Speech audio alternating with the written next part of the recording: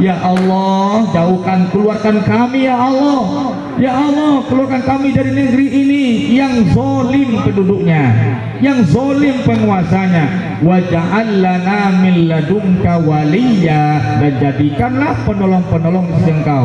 Jadi Allah buka sebuah pendaftaran siapa yang nak jadi penolong waliya. Ini sebuah kesempatan yang diopen oleh Allah untuk kita. Wa ja'al lana min ladunka nasira, dan berikan ya Allah dari sisi Engkau penolong pembela kami yang memberikan kemenangan. Ini penting para ikhwah, para hadirin, tentang beberapa hal yang jadi prinsip-prinsip seorang aktivis Islam di dalam melakukan aktivis kemanusiaan. Sedikit objeknya siapa saja, jangan salah paham nanti. Sebagai aktivis Islam, kita objek yang kita tolong itu pertama muslim, kedua zimmi, kafir yang berada di bawah perlindungan umat Islam, kemudian manusia secara umum yang jadi korban kezaliman atau orang-orang yang dizolimi tanpa dipeduli terikat agamanya. Selagi dia dizolimi, kita boleh menolong mereka. Tapi utamanya adalah ketika umat Islam hukumnya fardhu ain bagi kita menolong mereka. Ini yang harus menjadi kesadaran bagi kita. Cabaran-cabaran sangat banyak ya. Pertama, cabaran tadi untuk jadi seorang aktivis itu cabarannya pribadi kita dulu. Cabarannya adalah pribadi kita dulu, dimana mungkin kita secara psikologi tak siap, rasa takut, rasa malu. Jadi seorang aktivis malu juga, teman-teman. Saya saya sering merasa malu ngumpul dana, cari dana setelah ceramah. Mungkin kita sebelumnya dielu-elukan orang, kita dihormati orang, ini sekarang kita terkesan malu juga. Tapi saya terobati dengan sebuah kasus yang terjadi zaman Umar. Seorang sahabat menghinakan dirinya di hadapan orang kafir demi membela umat Islam, sampai tangan Umar diciumnya keningnya oleh Umar bin Khattab karena mengobati rasa malunya. Kemudian halangan politik, halangan medan, kemudian psikologis dan yang lainnya, kemudian halangan pengalaman yang lemah, tak cukup pengetahuan di lapangan. Kemudian yang paling berat hari ini adalah halangan yang menimpa umat Islam semuanya ya. Kenapa? Ada nggak kita pernah bertanya kenapa ini tak pernah selesai? Palestina yang jumlah orang Yahudi cuma 20 juta lebih saja, tak banyak. Kenapa? Karena umat Islam terkena sebuah penyakit namanya wahan. Ini rahasia ini. Rasul katakan nanti seperti hidangan di makanan, ditolak sana tolak sini, di Palestina dibantai, di sana dibantai. Kenapa orang berani seperti itu? Karena walaupun banyak umat Islam, dia tak akan berani menjadi aktivis Islam menyelamatkan. Kenapa? Karena ada penyakit wahan. Amin kilatin nahnu yauma idzin ya Rasulullah, apakah kami sedikit ketika ya Rasulullah? Dijawab, bal antum kasir, bahkan kamu banyak sekali. Tapi kamu kena penyakit wahan. Apa itu penyakit wahan? Hubbud dunya wa karahiyatul maut. Kamu cinta dunia dan takut mati. Ini penyakitnya. Semua hobi dunia semangat, dan mati takut mati. Jadi keberanian hilang karena cinta pada dunia. Timbul takut mati itu karena cinta pada dunia. Jadi makanya orang tak berani seperti Azlan ini, Masjid Azlan ini turun ke lapangan konflik segala macam karena banyak yang takut mati. Padahal kata Rasulullah, jihad itu, berjuang itu tidak akan memperpendek umur kamu. Sudah ada umur sejak dahulu sebelum kita lahir ditetapkan, bukan karena kita berjuang. Kemudian penyakit subuhat tentang din, tak paham din. Ini persoalannya. Subuhat ada dua, subuhat sahawat dan subuhat fahmuddin. Ini tidak boleh kita kaji pada hari ini, dan mungkin itulah jadi hal-hal penting catatan saya tentang kita menjadi seorang aktivis kemanusiaan. Terima kasih. Baik, terima kasih kepada Ustaz Jan Fatullah di atas ilmu dan juga proporsian yang diberikan kepada kita. Jadi untuk pertanyaan terakhir ini sedikit saya persilakan panel yang pertama untuk beri sedikit kesimpulan, pengalaman dan kesimpulan daripada isu sebagai petugas di lapangan. dalam kita mengenang nasib bangsa dan agama seluruh dunia yang semakin hari kita lihat tersedar bahawa Palestin dia tidak habis, Syria belum habis, India masih lagi bergolak.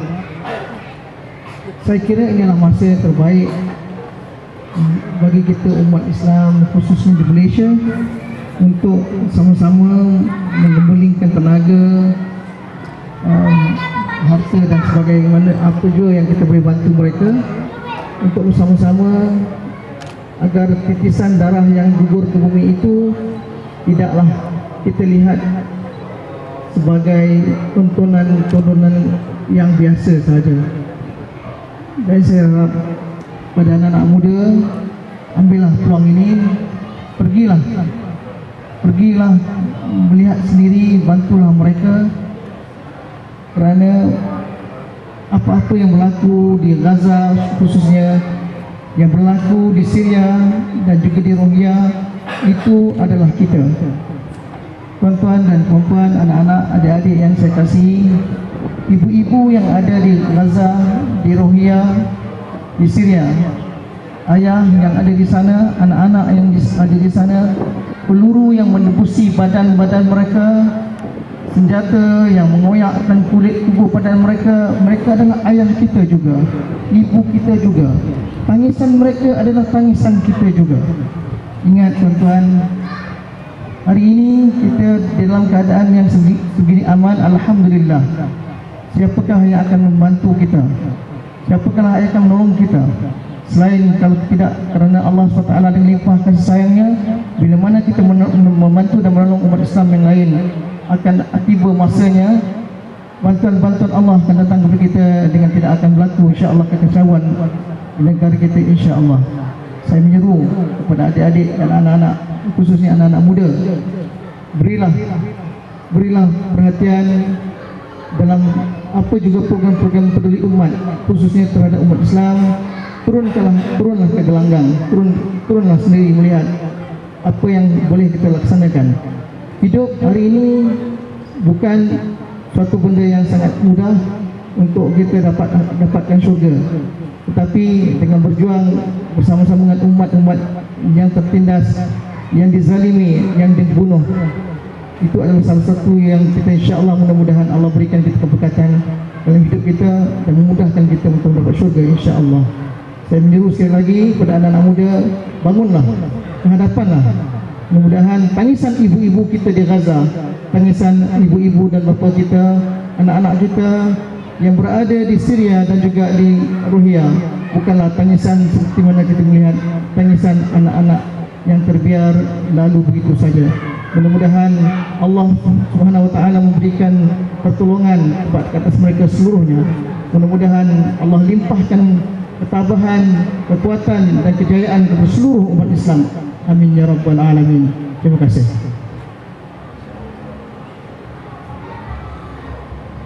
Baik, salah satu prinsip din yang harus kita sampaikan untuk kesimpulannya, bahwasanya batas wilayah muslim itu adalah kalimat la ilaha illallah. Saya ulangi ini, batas wilayah umat Islam itu adalah kalimat la ilaha illallah. Jika ada suatu negeri, walaupun di ujung negeri, di ujung dunia, tapi di negeri itu ada orang yang mengucapkan kalimat la ilaha illallah, itu adalah negeri kita. Ketika Palestina mengucapkan la ilaha illallah, adalah Palestina negeri kita. Ketika Afghanistan mengucapkan kalimat la ilaha illallah, Afghanistan negeri kita. Ketika Rohingya mengucapkan la ilaha illallah, maka Rohingya adalah negeri kita. Seluruh wilayah yang dikumandangkan kalimat la ilaha illallah adalah negeri muslim, dan inilah jadi batas wilayah seorang muslim. Nah, kemudian yang kedua, bahwasanya ketika itu wilayah kita, maka kita bertanggung jawab 100% untuk negeri itu. Kalau kita tidak merasa bertanggung jawab, maka kita akan berurusan dengan Allah Subhanahu wa Ta'ala. Kemudian apa yang terjadi di Rohingya, di Palestina, di Afghanistan dan yang lainnya adalah tanggung jawab seluruh muslim yang baligh, berakal, kemudian masih dalam keadaan produktif kuat, maka semua kita sebelum dikatakan mustad'afin oleh Allah, maka kita bertanggung jawab. Nah, ini kesimpulan saya, bahwasanya kita wajib beraktivitas untuk menyelamatkan mereka, dan aktivitas kita itulah yang membuat kita disebut menjadi seorang aktivis. Kemudian saya ingatkan kembali, waman lam yahtam bi amril muslimin falaisa minhum. Siapa yang tidak peduli dengan nasib umat Islam, maka dia bukanlah bagian dari umat Islam itu. Kemudian semua kita ingin masuk surga, syarat masuk surga adalah perjuangan. Allah Subhanahu wa Ta'ala berfirman, am hasibtum an tadkhulul jannata wa lamma ya'lamillahu allazina jahadu minkum wa ya'lamas sabirin. Apakah kamu menduga, kamu beranggapan kamu boleh masuk surga sebelum Allah tahu siapa yang telah berjuang di antara kamu? Artinya membela saudara-saudaranya, memperjuangkan dinnya, dan sampai Allah tahu juga siapa yang sabar dalam perjuangannya. Ini syarat masuk surga. Jadi seorang aktivis adalah syarat masuk surga. Terima kasih. Assalamualaikum warahmatullahi wabarakatuh. Waalaikumsalam warahmatullahi taala wabarakatuh. Alhamdulillah, berakhir sudah forum kita pada hari ini. Dan bagi pihak penganjur, saya ingin mengucapkan ribuan terima kasih kepada Tuan Haji Azlan Muhammad Syarif dan juga Ustaz Jalil Fadlullah sebagai penulis forum kita pada hari ini. Dan insya-Allah Islam itu mengangkat nilai kemanusiaan, dan selepas ini kita sebagai umat Islam peka dan cakna tentang isu yang berlaku di mana-mana tempat di mana umat Islam. Tuan-tuan dan puan-puan sekalian, kita ada booth MAPIM mengangkat isu Gaza, kita ada Global Peace Mission tentang isu Rohingya, dan kita ada Malaysia Lifelong Cause Syria yang menerangkan isu Syria. Mungkin selepas ini kita sama-sama pergi ke sana dan mengambil tahu apa sebenarnya yang berlaku dan apa yang terjadi sekarang ini daripada sana, dan menyumbang. InsyaAllah semoga sumbangan kita tuan-tuan puan insyaAllah mampu mengangkat darjat kita di sisi Allah Subhanahu Wa Taala. Ini saya akhiri majlis ini dengan wabillahi taufiq wal hidayah. Wassalamualaikum warahmatullahi wabarakatuh. Saya serahkan kepada pengurusi majlis. Terima kasih diucapkan.